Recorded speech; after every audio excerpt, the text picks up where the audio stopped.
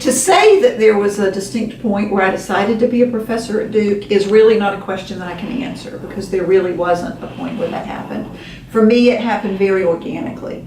As I've told many of the students in class, I was actually running my own publishing company, teaching marketing just on an adjunct basis at some local schools, had the opportunity to help another university start a publishing company, and through that was given the opportunity to come to Duke and actually work on the programmatic side, helping to start new programs and enhance programs. And through that, I was given the opportunity to teach. It wasn't that I decided to come and teach, it was that it happened organically in terms of what I was doing. And I always knew that I really enjoyed teaching. But I was very surprised at how much I truly loved teaching at Duke University. Duke students are really special. It's not just that they're brighter than the average student that you find. There's a real hunger for learning that Duke students bring forward, a real desire to use what they're learning to improve the world and make a difference. So for me, that was just a fabulous experience. And about 1.5 years ago, I was asked if I would be interested in teaching in the MEM program. And I'd heard fabulous things about the MEM students, so I kind of jumped at the chance to be given that opportunity. And as much as I love the average Duke student, if there is such a thing as an average Duke student, I really care for the MEM students even more, because the desire to learn, the energy that comes into the classroom, the interest in not only learning as an individual, but helping one's classmates learn, it just is at a really high level in the MEM program. So it's just a fantastic place to be.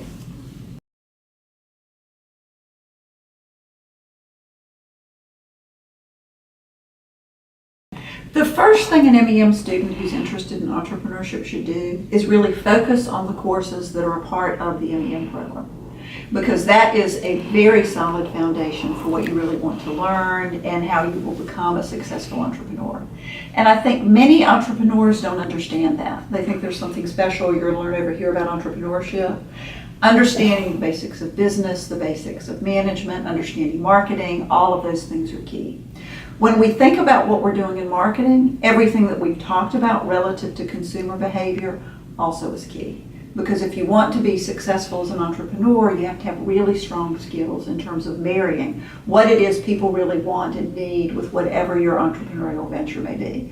Because you may have what you think is a great idea, but if people don't want it, it's not a great idea. Or if it doesn't meet their needs, it's not a great idea. So getting that strong, solid foundation is absolutely vital. But once an MEM student has that, there are a host of really exciting things you can do at Duke University that will enhance your skills as an entrepreneur. There are terrific startup challenges across the university, and I would really encourage anyone who's interested in entrepreneurship to seek one of those out. You don't have to have an idea to go and be a part of a startup challenge. Teams are always looking for members who will join their team and be a part of helping to take that idea forward through the challenge. If you have an idea, be a part of a challenge and form a team to do what you want to be doing there. There are always interesting speakers, interesting lectures across campus, workshop opportunities where you can hone your skills, learn about innovation, learn about entrepreneurship, learn about how to actually create a new venture and take it out into the marketplace. So you're going to want to take advantage of all those things as well. And then above and beyond that, there are just a ton of fantastic mentors on Duke University's campus. In the faculty over at Pratt, there are people who have taken ventures successfully out into the world. Those people exist across Duke. One of the things I really love about Duke is people love to share with each other what their success has been, how they have been able to achieve what they've achieved. So seek out those people and see what they can do to help you learn. And then on top of that, there are wonderful clubs. And so any MEM student who's here who is not actively involved in all the clubs and student organizations and all the opportunities we have to bring students together and enhance their knowledge across the board really needs to seek out those opportunities and do so.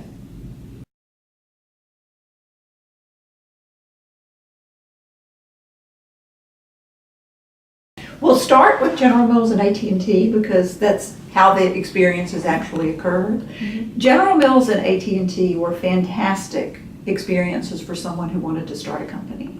Because when you go to work in brand management at General Mills, it's like you're running your own little company. They give you a brand and they cut you loose, and you're making all the decisions of what it will take to make that brand successful.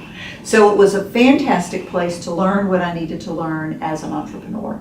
And I benefited greatly. When I was there, I had the opportunity to be a part of many product launches around Yoplait yogurt, bringing new things onto the market, understanding the dynamics there. As you know, I had that lovely stint where I sold instant mashed potatoes when I was at General Mills. And during that experience, I actually had the opportunity to bring a new product to market that ultimately failed. It did not meet the needs of the consumers. So that was my first experience of actually trying something where I failed. And failure is a very important thing for entrepreneurs to understand, because if you're going to be doing new ventures, you're going to experience failure. I thought after working at General Mills, I understood everything I needed to understand about marketing and running companies and all that cool stuff you want to say that you're learning on the job. But where I truly learned what it takes to get someone to buy something was when I went to work for AT&T. Because AT&T, at that particular point in time, made all of their marketing employees start out as salespeople. So you had to demonstrate that you could actually sell products. And I was selling big telephone systems to colleges and universities, hospital complexes, really expensive, high-ticket things that were very complex and difficult to sell. And it took a very long time to get a sale. So once again, I experienced a lot of frustration, a lot of trial and error, hoping that it was going to work out, it was going to finally be my turn to get my big sale, but it wasn't. And when I actually did make that big sale, I knew that I'd really learned what it took to move someone all the way through the funnel of deciding that they wanted to buy something. So it was those two things combined that really gave me the courage to start my own publishing company. Now, the difference between being in business for yourself and doing what I did for General Mills and AT&T is when you fail, and it is your own failure, you really absorb all of that on your own. So the responsibility that you feel, the hours that you're working, the stress, all of those things are ratcheted up. But the success that you feel and the joy that comes with, I finally made it work, is also much higher, because it truly is yours and it's completely yours. So the experiences that I had gave me the courage to do what I did. But in terms of feeling challenged creatively, the opportunity to believe that I was really making a difference in people's lives, that the decisions I was making really mattered, all those things were heightened when I was in business for myself. And I really did enjoy that experience.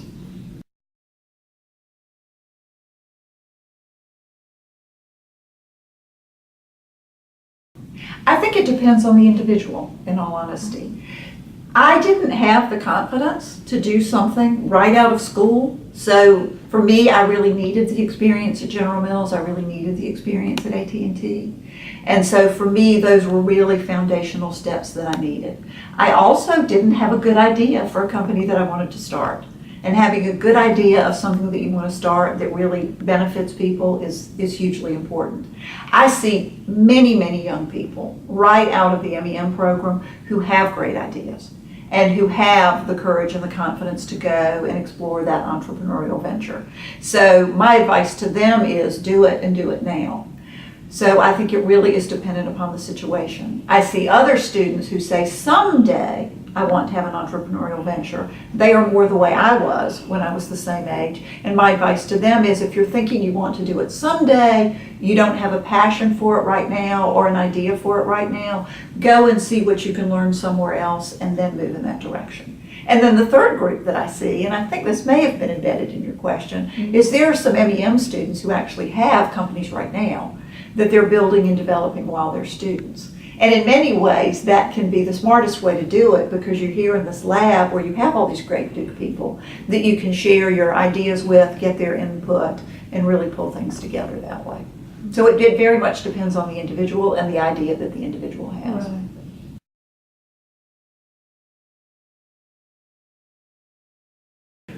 Back to the question around what can MEM students do to prepare, and where you talked about, taking advantage of all the things that Duke has to offer. One of the biggest mistakes I see, not just MEM students making, but all students make, is I think your educational system up to this point, for all students, has trained you to believe that it's all about getting the right answer and doing things where you know you will succeed and you'll be able to shine, where you'll do well. Entrepreneurs need to understand how to go into the spaces where they're not sure. They need to be willing to take risks. They need to be willing to test the limits. They really do need, pretty much every single day, to try to learn something, to do something that scares them and that makes them very nervous because they don't know that they can do it well. And when I reflect back on my own experience and why it took me a while to get to being confident enough to be an entrepreneur, it was because I always only did the things that I knew I was good at. And so when all of a sudden it was, I'm going to test and I'm going to try this something new, I held back because I wasn't sure that I was good at it. So I think it's vital that MEM students who are interested in, actually not only if you're interested in entrepreneurship, if you want to have a happy and successful life, you need to be willing to try things that you are afraid of. You need to do the things that scare you. The other thing that it's really important for entrepreneurs to understand, and once again, it's not baked into our educational system, is entrepreneurship, many people say this, is a team sport.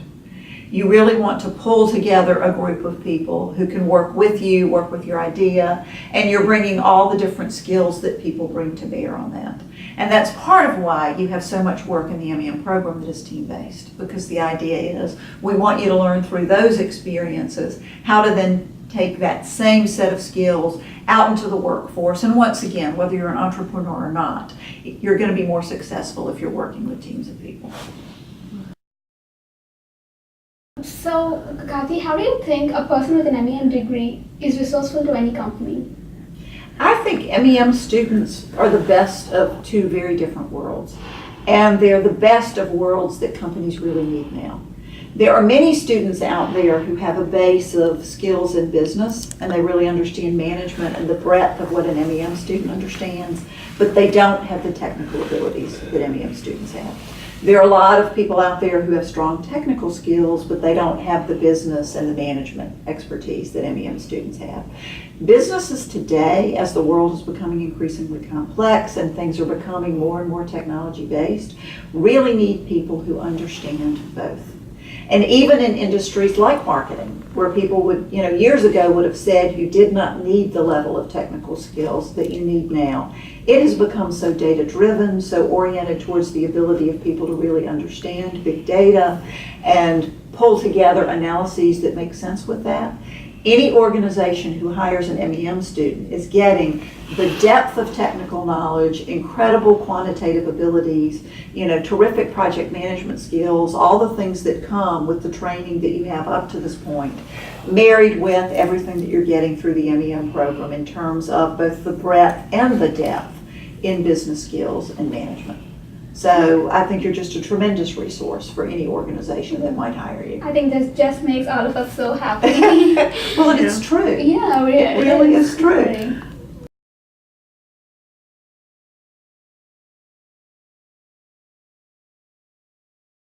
Okay, if you really do want to pursue a career in marketing, the foundation course that you have taken in the MEM program is the foundation course that MBA students take. So you're getting that same foundational level of knowledge. And then what you would want to do next really depends on the area of expertise that you want to have in marketing. If you wanted to pursue something in marketing research, there are some interesting courses you could take that are just, tied more to analytics and the like. If you're interested in consumer behavior, there's some courses there you can take. But the smartest thing you could do, in my opinion, would be to find an internship in the area. So you're getting that hands-on experience where you're really learning what it's like to work in the field that you're in. And then there are tremendous opportunities for you to do some things that, in all honesty, are self-taught. A great deal of what I've learned about marketing has not come from a classroom. It has come from the books that I read. And one of your classmates asked me just last week, what are the list of books that you think I should read that I can become more proficient in this area of understanding consumer behavior? And I gave her a list of 30 books. And so if you really do want to take this and push it forward, you have the foundational level that you need. You're going to be tremendous marketing analysts when you leave this program. And you're going to have that depth of expertise that people want. And then you can get an internship, an entry-level job, work your way up through that. But make sure along the way that you're always making sure you're staying abreast of what's happening in the industry, you're reading all the latest thought, you're paying attention to the thought leadership that's coming out of schools like Fuqua, you're reading all the reports, all the things that they are publishing, you're going to the CMO survey, all the things that we've talked about in class that bring the world into what you need to be learning about marketing. It's not just what you learn in the classroom, it's the enrichment work that you do around that will really be hugely helpful to you. Yeah, and I really think it's a great foundation course because now after I sit through your class, I can see through what a company goes through when it's trying to launch a product and what they actually mean when they're establishing a strategy. So. Well, that's good to hear. The other thing I love about what's happening in class, and we're not quite to midterm yet, is it's clear that you're starting to think like marketers. And in all honesty, there was a time when class first started when you as a class did not know how to do that. Everything that I said, it was so alien and so foreign to you. And in class yesterday and today, it's abundantly clear that people are starting to think like marketers. They're really focusing on the 3 C's and the 4 P's. They have the analytical skills to really pull it together. And you're building towards the ability to really create meaningful marketing strategies that will make a difference in whatever firm you may work for. Yeah.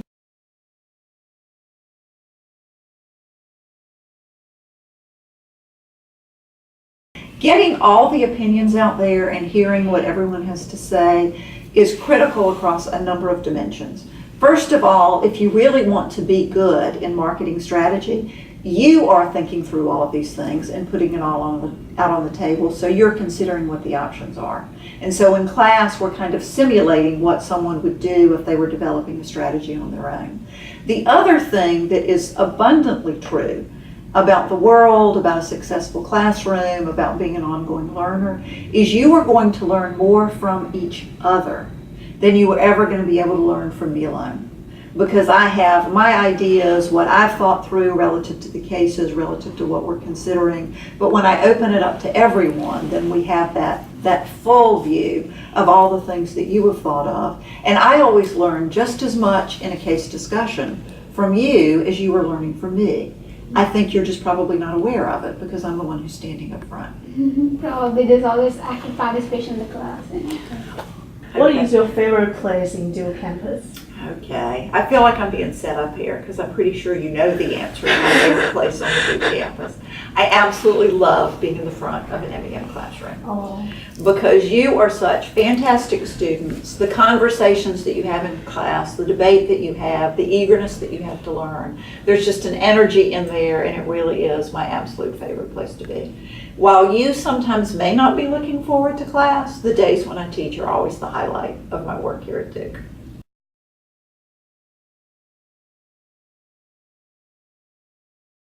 Yeah, see, last year I only owned 2 pairs of these shoes. Oh, okay. And I actually wrecked 1 pair of them in the rain walking across campus because I was actually going to get my flu shot and I got lost.